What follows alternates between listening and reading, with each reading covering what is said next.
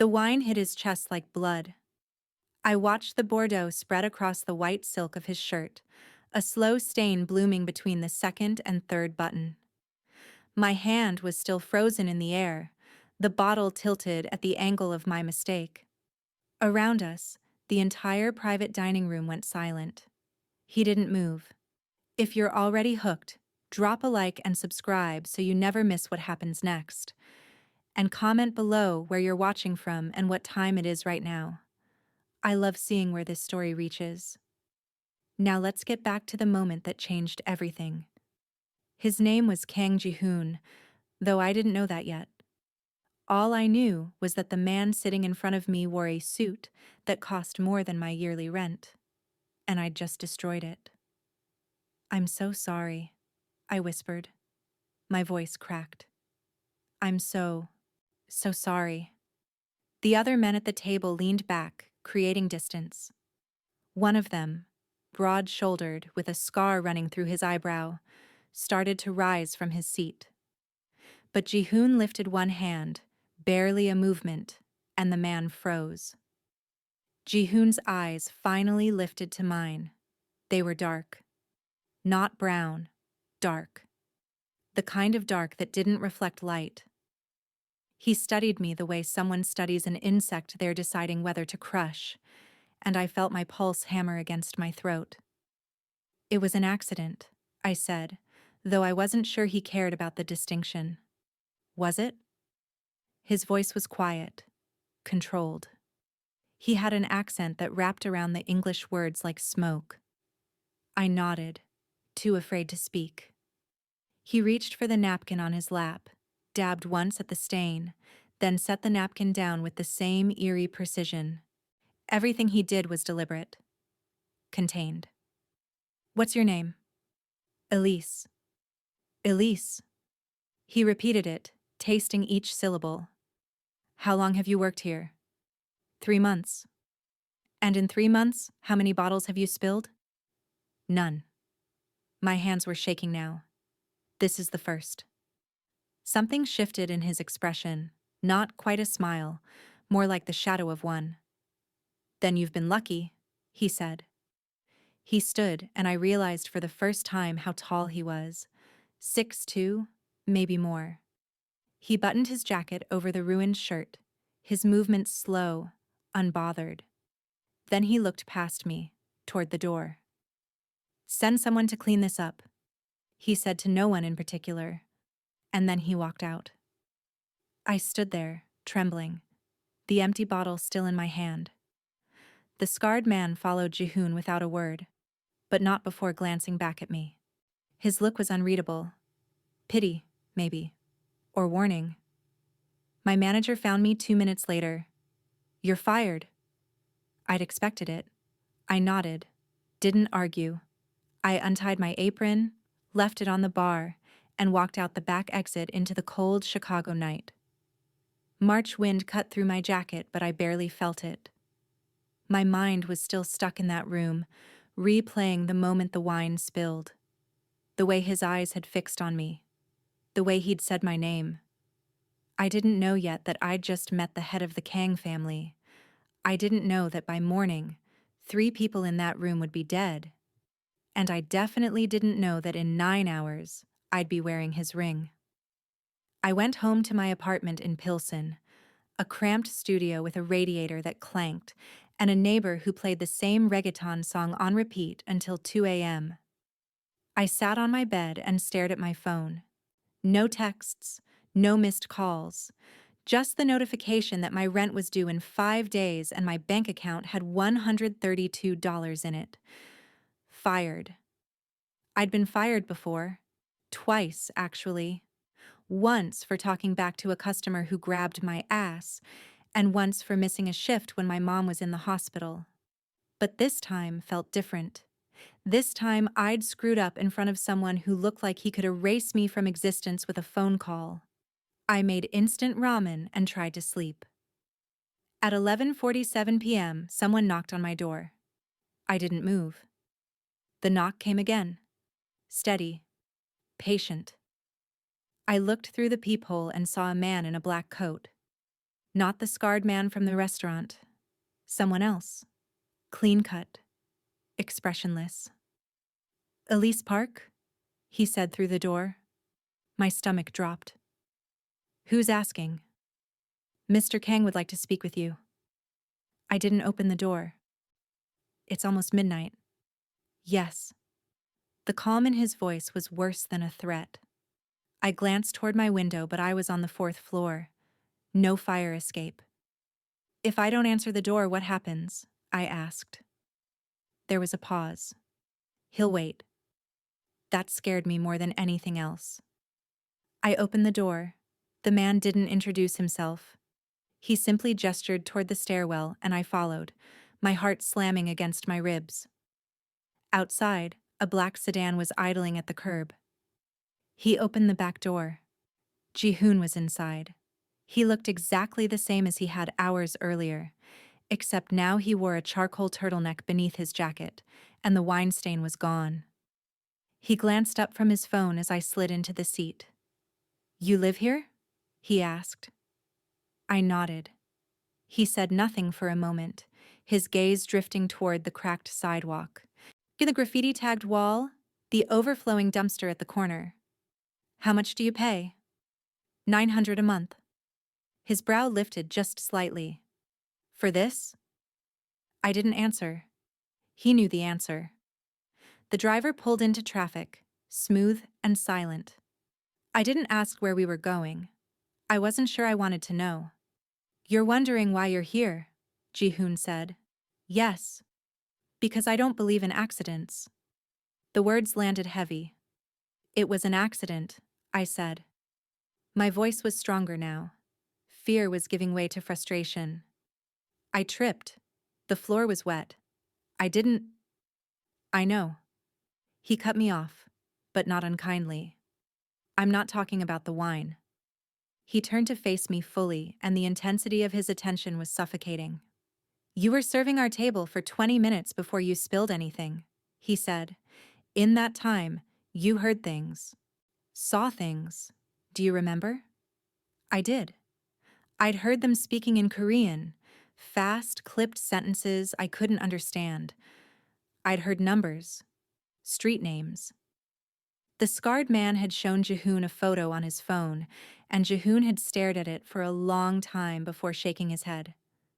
I don't speak Korean, I said. But you saw the photo. My pulse spiked. I wasn't looking. Liar. The word was soft, almost amused. I swallowed. I saw it for a second. I don't even know what it was. A man, Jihoon said. Mid-40s, balding, glasses. You saw him? I hesitated. Yes. Do you know who he is? No. Jihoon leaned back, his expression unreadable. The car turned onto Lakeshore Drive, the skyline glittering to our right. His name is Daniel Yoon, Jihoon said. He works for me. Or he did. 3 hours ago, someone put 2 bullets in his chest and left him in an alley off Ashland. I stopped breathing. I'm telling you this, Jihoon continued, because you were in that room. You heard what we said. You saw his face. And if whoever killed him thinks you know something, you're already dead. But I don't know anything. My voice cracked. It doesn't matter. He said it like a fact. Like weather. Perception is enough. The car slowed. We were pulling into the underground garage of a high-rise I recognized, Trump Tower, sleek and towering over the river. So what do? I asked. He looked at me for a long moment. You stay close to me. The elevator ride to the penthouse was silent. Jihoon didn't explain, didn't reassure me. He simply stood with his hands in his pockets, watching the floor numbers climb. I focused on breathing, and the doors opened into a sprawling space, floor-to-ceiling windows, dark wood floors, furniture that looked like it belonged in a museum. Minimalist, expensive, cold. 2 men were waiting inside. One was the scarred man from the restaurant. The other was younger, maybe mid-20s, with sharp cheekbones and a bored expression. "This is her?" the younger man asked in English. Jihoon didn't answer. He moved to the bar, poured himself 2 fingers of whiskey, and drank it in one swallow. "Elise?" he said, still facing away from me. "Do you know what I do?" "No." "Guess?" I looked around the room. The art on the walls, the men with guns under their jackets, the way everyone moved when Jihoon moved. "Something illegal," I said. The younger man smirked. Jihoon turned. "I run a network that moves goods through 6 states. Goods that people want but can't buy in stores. I employ 200 people. I settle disputes. I enforce agreements. And I make sure no one disrupts the balance." He set the glass down. "Tonight, someone disrupted it." "I still don't understand what that has to do with me," I said. "You were the last person to see Daniel alive," the scarred man said. His voice was rough, like gravel. "Besides us." "And you," Jihoon added, his eyes never leaving mine, "are the only person in that room who doesn't work for me." The implication hung in the air. "You think I couldn't even finish the sentence. "I didn't kill anyone." "I know." Jihoon's voice was calm. "If I thought you did, you wouldn't be standing here." "Then what do you want from me?" "I want you to stay alive," he said. "Which means you stay here. Tonight. Yay, until I understand who's moving against me." "You're kidnapping me?" "I'm protecting you." He said it without irony. "I didn't ask for protection." "You spilled wine on me in front of 12 people," Jihoon said. 6 of them now know your face, your name. If one of them is the killer, they'll assume I've told you something. They'll come for you to tie up the loose end." His logic was terrifying because it made sense. "How long?" I asked. "A day. Maybe 2. I have a life." "Not if you're dead." The scarred man snorted. The younger one checked his phone, clearly uninterested. I realized, with creeping horror, that this wasn't a negotiation. It was a decision that had already been made. "There's a guest room down the hall," Jihoon said, gesturing. "Bathroom attached. Don't leave the penthouse. Don't call anyone." "What if I say no?" He tilted his head, almost curious. "Then you walk out, go home, and hope I'm wrong." I stared at him, at the cold intelligence in his eyes, the absolute certainty. "Fine," I said. "One night." He nodded once, and I followed the scarred man down the hall to a bedroom that was bigger than my entire apartment. I didn't sleep. I lay on top of the covers, fully dressed, staring at the ceiling and replaying everything. The wine, the photo, the man named Daniel Yoon, dead in an alley. Jihoon's voice. Perception is enough. At 3 a.m. I heard voices. Low, tense. I crept to the door, pressed my ear against it. Korean again. I caught the scarred man's voice, then Jihoon's. Sharper now, almost angry. Then a third voice I didn't recognize. A door slammed. Silence. I stayed by the door for another 10 minutes, I barely breathing, before I finally went back to the bed. My phone was still in my pocket, but I didn't dare use it. What would I even say? I'm being held by a mobster because I might be a witness to a murder? I drifted into a thin, restless sleep sometime after 4. When I woke, it was just past 8. Morning light poured through the windows. I could smell coffee. I found Jihoon in the kitchen. He was standing at the counter, sleeves rolled to his elbows, reading something on a tablet. He looked up when I entered. "There's coffee," he said.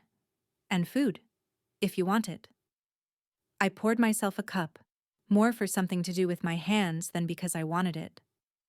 "Did you find him?" I asked. "The killer?" "No." "But you have a suspect." He didn't answer, which was answer enough. I sipped the coffee. It was perfect. Of course it was. "Why do you do this?" I asked. Make coffee? Run a criminal empire. For the first time, something like amusement crossed his face. You're bold. I'm terrified. It makes me honest. He considered that. Then he set the tablet down. I was 16 when my father died, he said. He ran this operation before me. When he was killed, I had two choices: take over or watch everything he built collapse. I chose the first. You didn't want a normal life? I didn't have that option. There was no self-pity in his voice. Just fact. Daniel Yoon, I said carefully. Was he loyal? Jihoon's jaw tightened. I thought so. The implication was clear. Someone close had turned. Before I could respond, the younger man from the night before appeared in the doorway. We found the shooter, he said in Korean, and then switched to English when he glanced at me. Lee's crew, they're claiming it wasn't sanctioned. Jihoon's expression didn't change, but the air in the room shifted. Where? Warehouse in Bridgeport. Jihoon looked at me. Stay here. What are you going to do? He didn't answer. He just buttoned his cuffs, grabbed his coat, and walked out. The scarred man stayed behind, standing by the door like a sentinel. I sat at the counter, staring into my coffee, and realized with cold certainty that someone was about to die. Jihoon came back 4 hours later. There was blood on his knuckles. He went straight to the bathroom, washed his hands, and came back out like nothing had happened. The younger man was with him, silent and grim. It's handled, Jihoon said. I didn't ask what that meant. Can I go home now? I asked. No. You said... I said I needed a day or two. It's been 12 hours. You found the shooter. I found a shooter, Jihoon corrected. There's a difference. I stood, frustration finally overriding fear. You can't just keep me here. I can. He said it without malice. Just fact. This is insane. This is survival. He stepped closer, and I realized how much space he took up, not physically, though he was tall, but in presence, in gravity. You want to know why you're still here? He asked quietly. Because the moment you walked into that room last night, you became part of this. You're a variable, and I don't leave variables unsecured. I'm a person, not a variable. You're both. His eyes held mine, and I felt something shift. A pull I didn't want to name. You're afraid of me, he said. It wasn't a question. Yes. Good. Fear keeps you careful. He paused. But I'm not going to hurt you, Elise. Why should I believe that? Because if I wanted to, I already would have. It was a terrible reassurance, but it was also true. He turned away, poured himself a drink. There's a dinner tonight, a meeting with another family. You'll come with me. What? No. You'll be safer there than here. How is that possible? Because no one moves against me in public. He took a sip. And because if you're with me, they'll assume you're important. No one touches what's mine. The possessiveness in his tone made my skin prickle. I'm not yours. He looked at me over the rim of his glass. Not yet. The dress was waiting for me on the bed when I returned to the guest room. Black, floor length, elegant in a way that felt dangerous, and I stared at it for a long time before I finally put it on. It fit perfectly. At 7, Jihoon knocked on the door. When I opened it, he looked at me for a beat longer than necessary. You clean up well, he said. Is that a compliment or an observation? Both. The car ride was tense. Jihoon sat beside me, checking his phone, his expression unreadable. The scarred man drove. The younger one rode shotgun. Where are we going? I asked. A restaurant in Chinatown, the Golden Phoenix. Another private room? The whole floor. I'd never been to a sit-down with mobsters before, obviously, but I'd seen enough movies to know this was either going to be very boring or very deadly. We arrived just before 8. The restaurant was closed to the public, but inside, the dining room was full. 20 people, maybe more. Men in suits, women in gowns, everyone beautiful and dangerous. Jihoon's hand found the small of my back as we entered, a subtle claim. Heads turned, conversations paused. A man approached, older, silver-haired, with a smile that didn't reach his eyes. Jihoon-si, he said warmly. It's been too long. Mr. Choi? They shook hands, a performance of civility. Choi's gaze slid to me. And who is this? A guest, Jihoon said simply. Choi's smile widened. She's lovely. Jihoon didn't respond. He guided me toward a table near the back, and we sat. The scarred man took a position by the wall. The younger one disappeared into the crowd. Stay close, Jihoon murmured. Don't speak unless spoken to. And if anything happens, you follow me. Understood? What's going to happen? Hopefully, nothing. That wasn't comforting. Dinner began. Courses appeared. Dumplings, Peking duck, whole fish with ginger and scallions. Conversation flowed in English and Korean, shifting between business talk and small talk.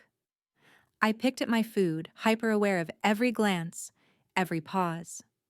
Halfway through the meal, Choi stood and raised his glass. To partnership, he said, and to old friends. Everyone drank, except Jihoon. He set his glass down, untouched, his gaze fixed on Choi. The room went quiet. You didn't drink? Choi said lightly. I don't drink to empty words. The temperature dropped. Choi's smile faltered. Jihoon-si, I don't understand. You sent Lee's crew to kill Daniel Yoon. Someone gasped. Chairs scraped, hands moved toward jackets. Choi's face went still. That's a serious accusation. It's a fact. Jihoon stood, his voice calm but lethal. Daniel was feeding you information. When he tried to back out, you had him killed. And you thought I wouldn't find out. You have no proof. I have his phone, and the texts he sent your son an hour before he died. Choi's expression cracked. Jihoon pulled a gun from his jacket. Smooth, practiced, and aimed it at Choi's chest. The room erupted. Guns came out, shouting. Someone grabbed my arm and I jerked back, but it was the scarred man, pulling me toward the exit. Move, he growled. I didn't argue. We were halfway to the door when the first shot rang out. Then chaos. The scarred man shoved me behind a column, his own gun drawn. I pressed my back against the marble, my heart trying to break through my ribs. More shots, breaking glass, screaming. Then Jihoon was there, grabbing my wrist. Come on. We ran, down the stairs, through the kitchen, out into the alley. The scarred man and the younger one were right behind us, returning fire. We piled into the car and the driver floored it, tires shrieking. I couldn't breathe, couldn't think. Jihoon was checking his phone, completely calm. Are you okay? He asked, glancing at me. Am I okay? People just tried to kill us. They tried to kill me, he corrected. You were incidental. That doesn't make it better. He almost smiled. We drove in silence for 10 minutes before I finally found my voice again. Why did you bring me? I demanded. You said I'd be safe. You were. They weren't aiming at you. That's insane. That's the truth. He leaned back, exhaling slowly. For the first time, he looked tired. I brought you because I wanted them to see you, he said quietly. I wanted them to know you matter. Why? He looked at me. Because you do. The weight of those words settled between us like a third presence. I didn't know what to say. He reached into his pocket and pulled out a small black box. My stomach flipped. What is that? He opened it. Inside was a ring. Not an engagement ring. Something else. A band of platinum with a single black stone set flush into the metal. Sleek. Dangerous. Beautiful. Put it on, he said. What? No. Elise. His voice was firm. Every person in that room tonight saw you with me. By tomorrow, every crew in the city will know your face. If you're going to survive this, you need to be untouchable. And a ring does that? This ring does. He took it from the box, held it up to the light. It's a Kang family seal. Anyone who sees it knows you're under my protection.